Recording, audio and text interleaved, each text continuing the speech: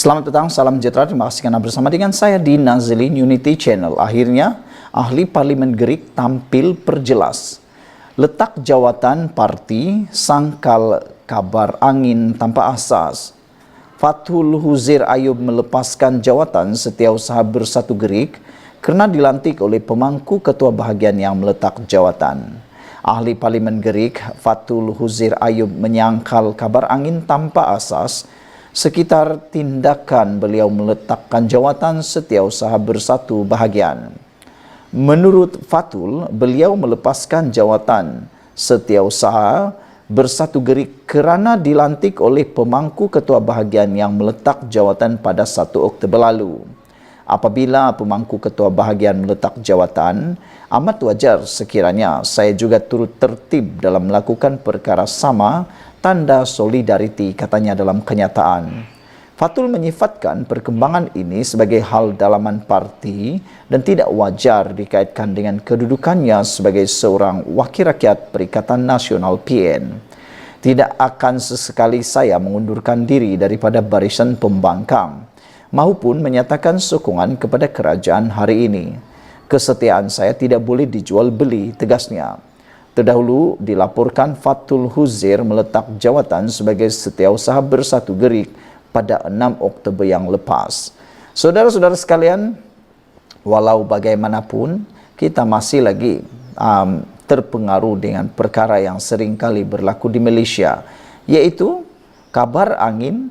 Biasanya di Malaysia ini, sama ada dia terjadi atau tidak, kita kena, jangan dibuang terus. Banyak kali kabar angin dinafikan, tapi akhirnya terjadi pula. Namun demikian, ahli parlimen Gerik ini telah pun menafikannya, menjelaskan bahawa beliau hanya meletakkan jawatan sebagai Setiausaha Bersatu Gerik. Itu saja yang dilepaskan. Tetapi beliau menyatakan masih lagi sebagai ahli parlimen bersatu dan tidak akan meninggalkan parti atau barisan pembangkang. Sekian dulu untuk kali ini. Jangan lupa tinggalkan komen dan tekan butang subscribe. Kita jumpa lagi. Bye-bye. Selamat petang, salam sejahtera. Terima kasih kerana bersama dengan saya di Nazilin Unity Channel. Saudara-saudara sekalian, jika PAS menyertai kerajaan, ini pasti akan berlaku. Sah dan pasti akan berlaku. Ashraf Wajdi Dusuki menyenaraikan 7 kebaikan andai PAS menyertai kerajaan perpaduan. Saudara-saudara sekalian, sebelum saya bacakan ulasan pada petang ini, mohon anda juga tinggalkan komen anda. 2 soalan yang ingin saya tanyakan. Pertama, adakah anda setuju PAS menyertai kerajaan perpaduan? Kedua, apa agak-agaknya yang akan terjadi sekiranya PAS menyertai kerajaan perpaduan? Pastinya anda mempunyai pelbagai alasan ataupun pendapat bersendiri. Mungkin ada berpendapat negatif, mungkin juga anda berpendapat positif. Pilih mana satu terpulang pada anda. Kata Ashraf Wajdi Dusuki, ada 7 kebaikan andai PAS menyertai kerajaan perpaduan.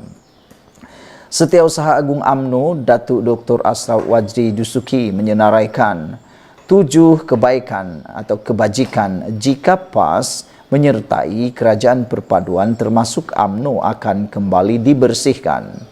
Menurutnya, tidak akan ada lagi kata nista, label seperti sesat, kafir, ahli neraka, munafik dan pelbagai lagi gelaran buruk apabila UMNO dan PAS kembali menjadi rakan sebagaimana pengalaman 22 bulan bekerjasama dalam Muafakat Nasional MN dan Penyatuan Ummah. Banyak kebaikan sebenarnya jika PAS menyertai kerajaan perpaduan. Antaranya tiada lagi fatwa atau ceramah daripada pimpinan dan pendukung PAS yang mengkafirkan atau menyesatkan mana-mana pihak, terutamanya terhadap parti yang berbeza ideologi dengan mereka.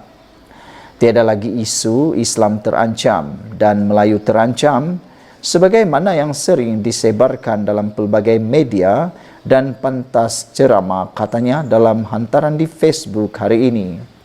Awal minggu ini atau minggu lalu, Perdana Menteri Datuk Seri Anwar Ibrahim dilaporkan menyatakan beliau pernah menjemput PAS pada tahun lalu untuk menganggotai kerajaan perpaduan, namun tawarannya ketika itu ditolak parti berkenaan.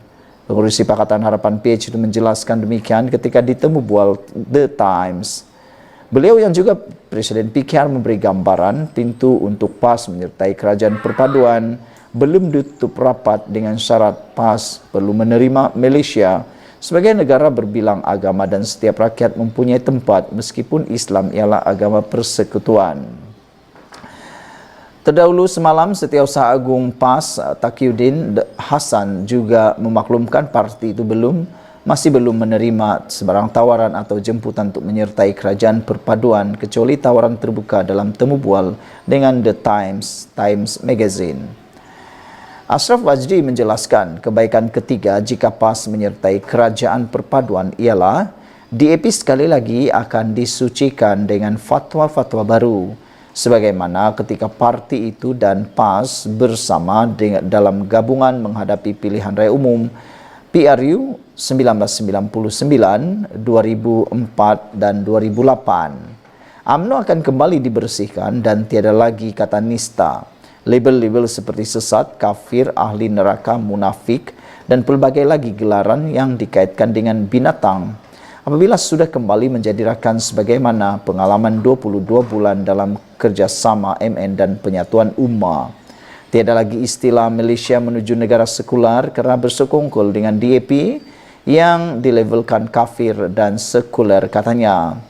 Kebaikan keenam katanya, tiada lagi parti dalam kerajaan perpaduan terutama yang mempunyai orang Melayu Islam seperti UMNO, Amanah dan PKR akan dilabel Baruah dan penjilat DAP atau label-label kafir, Toghut dan sebagainya apabila PAS menyertai kerajaan perpaduan. Terakhir, beliau berkata, Anwar akan kembali dijulang PAS sebagai pimpinan atau pemimpin Islam yang suci dan bersih sebagaimana sewaktu PRU 10, 11, 12 dahulu. Semua di atas pastinya akan menurunkan suhu politik negara yang memberikan manfaat pada rakyat bagi membolehkan fokus utama kepada soal memulihkan ekonomi negara dan meningkatkan kualiti kehidupan rakyat. Ini kerana tiada lagi politik fitnah, politik tohmah, politik adu domba yang merugikan dan memudaratkan katanya. Sekian dulu untuk kali ini. Jangan lupa tinggalkan komen anda, tekan butang subscribe Malaysia Kita Punya. Kita juga sama-sama cintai Malaysiaku. Bye-bye.